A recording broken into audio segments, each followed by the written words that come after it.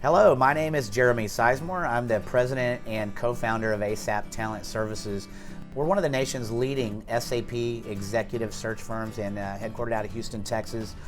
Want to bring a video topic to you today around economic slowdown. Everyone in the market today is talking about slowdowns and early indicators and are we having a recession or not.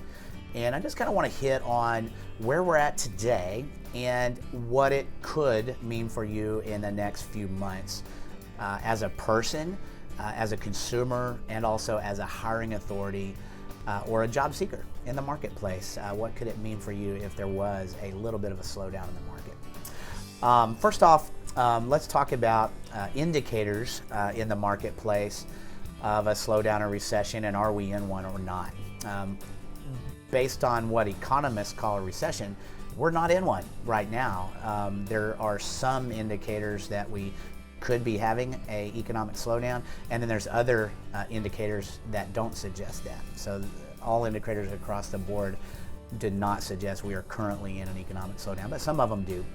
And look, the difference between an economic slowdown and a recession is significant. And then the difference between a recession and a depression are significant. A recession is defined as 2 consecutive quarters of negative growth in the GDP.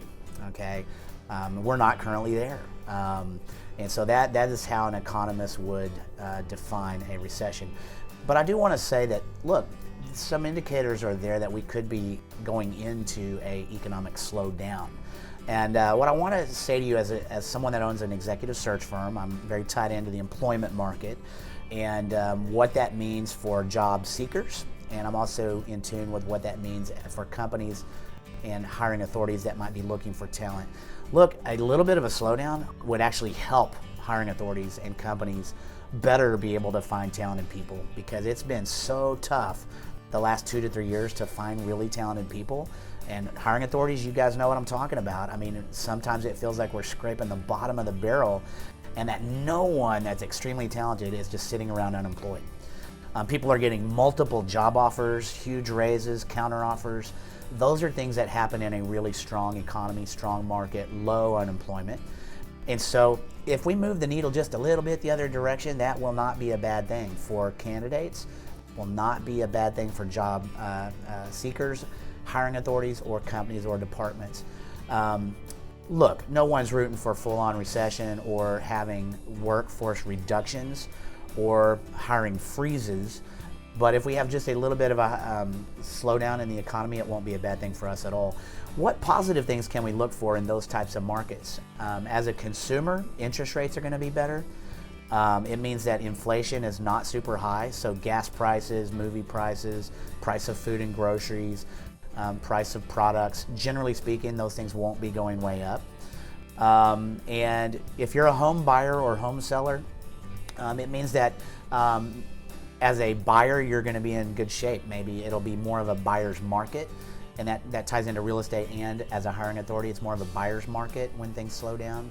And so the ebb and flow of the market's not always a bad thing. Want to make sure that everyone knows that, you know, how can we empower ourselves to make the best decisions in a slowdown, both as a consumer, and then obviously if you're a hiring authority or a job seeker, how does it actually help me if there's just a little bit of a market slowdown? And truth be told, most of us, if there's just a little bit of an economic slowdown, it won't be a bad thing. Maybe our 401k doesn't go up quite as high as fast. But hopefully this has been very helpful for you today, just to kind of get a realistic snapshot on where we are in the 3rd and 4th quarter of 2019, and to realize that we can still be making some really important decisions when it comes to hiring talented people, and maybe they just won't get as many counteroffers, and we can find more talented people to impact our organization in 2020. Hope this has been helpful for you, and I look forward to staying in touch with you guys on our video blog. Encourage you to participate, ask any questions that you have, and I look forward to talking to you again in the near future. Thank you.